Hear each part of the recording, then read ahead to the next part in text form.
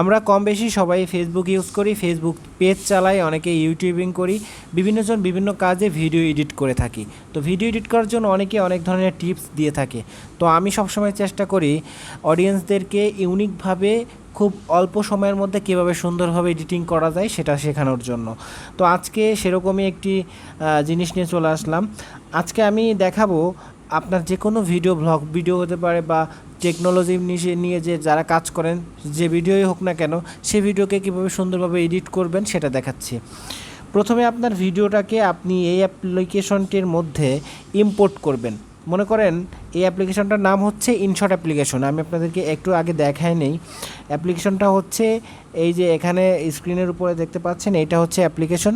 এই অ্যাপ্লিকেশনটা আসলে আপনারা প্লে স্টোরে পেয়ে যাবেন। প্লে স্টোর থেকে এটা ডাউনলোড করে নেবেন। যারা পারবেন না কমেন্ট বক্সে জানাবেন, আমি এখানে লিঙ্ক দিয়ে দেবো। আর যেহেতু ফেসবুকে লিঙ্ক দেওয়া একটু সমস্যা, সেক্ষেত্রে আপনারা প্লে স্টোরে এই অ্যাপ্লিকেশনটি পেয়ে যাবেন। আর মুড ভার্সনটা ডাউনলোড করার জন্য আপনারা চলে যাবেন ক্রোম ব্রাউজারে, সেখানে মুড লিখে সার্চ করলেই অ্যাপটি আপনারা সেখান থেকেও ডাউনলোড করতে পারবেন। যাই হোক, আমি অ্যাপটিতে চলে যাচ্ছি। যাওয়ার পরে এখানে এই যে ভিডিওটা ইম্পোর্ট করেছি, এই ভিডিওটার আমার যেখান থেকে মনে করেন অনেক সময় ভিডিও করার সময় সামনে অনেক লোক চলে আসতে পারে, দেখা যাচ্ছে যে ভিডিওর সময় কল চলে আসতে পারে, তখন আমরা বিভ্রান্ত হয়ে যাই। তো সেক্ষেত্রে সেই অংশটুকুকে আপনি চাইলে কেটে দিতে পারবেন। তো আমি কাটার জন্য কি করব, এখানে নিচে দেখতে পাচ্ছেন স্লিপ নামে একটি অপশন। তো আপনি যেখান থেকে দ্বিখণ্ডিত করতে চান ভিডিওটি, সেখানে ক্লিক করবেন। ধরেন আমি এখান থেকে দ্বিখণ্ডিত করতে চাই, স্লিপটে ক্লিক করলাম। তো ক্লিক করার পর এটা যদি টেনে আমি এদিকে নিয়ে যাই, আমি যদি এইখান থেকে আবার স্লিপটে ক্লিক করি, তাহলে দেখবেন ভিডিওটা কিন্তু দ্বিখণ্ডিত হয়ে গেছে। তো দ্বিখণ্ডিত হওয়ার পর আপনার যে অংশটুকু বাতিল করার জন্য, সেই অংশটিকে বাতিল করে দেবেন। এখানে যে স্লিপ করলাম, এখান থেকে যদি আমি ধরে রেখে, আমি যে মাঝখানে ধরে রেখে, এখানে ডিলিট অপশন দেখতে পাচ্ছেন। আপনাদেরকে সুবিধার্থে আমি একটু মার্কিং করে দেখাচ্ছি। এখানে ডিলিট অপশন, এখানে ক্লিক করে দেবেন, তাহলে দেখবেন মাঝখানের অংশটা কেটে গেল। যাই হোক, তারপর এখান থেকে আপনি এই ভিডিওটা যখন আপনি প্রথম এখানে ইম্পোর্ট করবেন, তখন কিন্তু হয়তোবা জিনিসটা ভালো দেখাবে না, তখন আপনাকে এটাকে ফিল্টার করে আপনার পিকচারটাকে আরেকটু ভালোভাবে নিতে পারবেন। তো সেক্ষেত্রে আপনার এখানে ফিল্টার একটি অপশন দেখতে পাচ্ছেন, এই যে ফিল্টার অপশন। তো এখানে ক্লিক করলে অনেকগুলো ফিল্টার অপশন আপনারা এখানে পাবেন। তো এই ফিল্টার অপশন থেকে আপনি আপনার ইচ্ছা মতো, পছন্দ মতো আপনি ফিল্টার করে নেবেন। আমি এখান থেকে ফিল্টারে ক্লিক করলাম। ফিল্টারে ক্লিক করার সাথে এখানে নিচে যেন অসংখ্য ফিল্টার রয়েছে, আপনি এখান থেকে ফিল্টার করতে পারবেন। জাস্ট এখানে আপনি যদি আপনার ইচ্ছা মতো অ্যাডজাস্ট করতে চান, এখানে অ্যাডজাস্ট অপশন রয়েছে, এবং এখান থেকে দেখতে পাচ্ছেন ইচ্ছা মতো আপনার মানে ছবির আপনার কালার গ্রেডিং এখান থেকে করতে পারবেন। অনেক সময় অনেকে কালারের কাজ করেন না, এইচএসএল একটি অপশন দেখতে পাচ্ছেন না, এখানে ক্লিক করবেন। এখানে ক্লিক করলে দেখতে পারবেন আপনার পছন্দ অনুযায়ী আপনি যেরকম ইচ্ছা সেরকম কিন্তু এখান থেকে কালার গ্রেডিং করতে পারবেন। তো এটা ছিল কালার গ্রেডিংয়ের কাজ। তো এখন আমি যদি আরও কিছু কাজ আপনাদেরকে দেখাই, এখানে অনেকেই অনেক ধরনের স্টিকার অ্যাড করতে চান, মানে আপনার ভিডিওর উপরে দেখা যাচ্ছে লেখা অ্যাড করতে চান, স্টিকার অ্যাড করতে চান। তো সেক্ষেত্রে কী করবেন আমি আপনাদেরকে দেখাই। এই যে উপরে অনেকগুলো অপশন দেখতে পাচ্ছেন লেয়ার, এখানে আপনি আসবেন।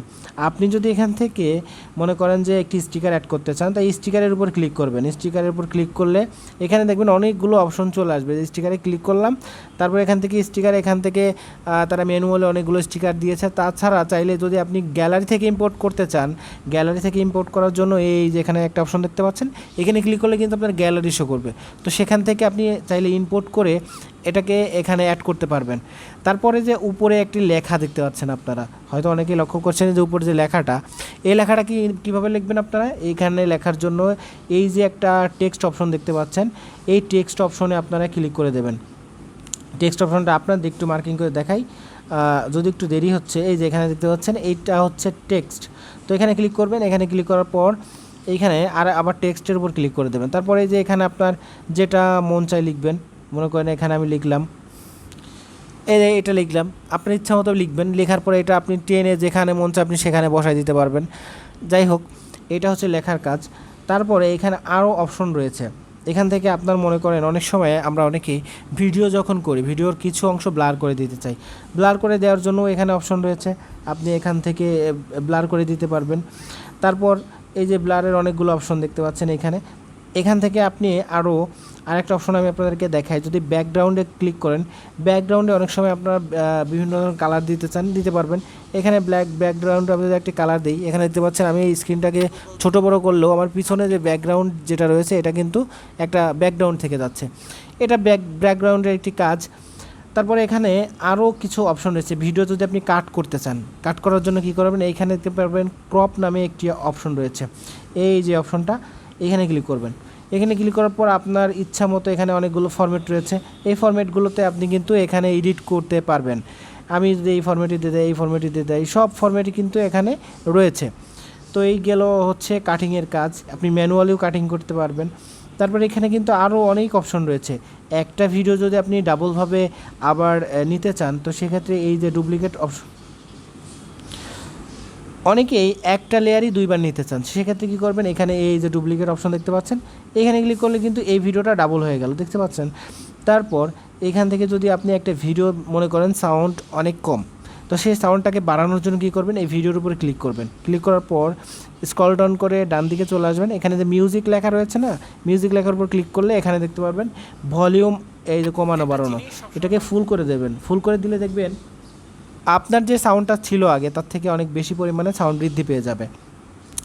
যাই হোক, তারপরে এখানে আরও অনেকগুলো অপশন রয়েছে। এখানে কাট অপশন রয়েছে, ডিলিট, ভলিউম, স্পিড। একটা ভিডিও দেখা যাচ্ছে, আপনি স্পিডটা কমাইতে বাড়াতে চান, স্পিডের উপরে ক্লিক করে এদিকে যদি টেনে দেন ডান দিকে, তাহলে স্পিডটা বেড়ে গেল।